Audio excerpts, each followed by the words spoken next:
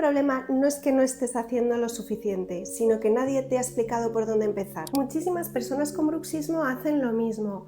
Guardan un vídeo, guardan otro vídeo, prueban un masaje, compran un suplemento, miran otro vídeo, pero al final siguen despertándose con dolor, porque el bruxismo no se entiende viendo vídeos sueltos y recibiendo consejos a cuentagotas. Se entiende cuando empiezan a conectar las piezas. Bruxismo, mandíbula, sistema nervioso, alimentación y microbiota, sueño y descanso, buenos hábitos. Y eso es exactamente lo que llevo meses construyendo, un sitio donde dejar de dar palos de ciego.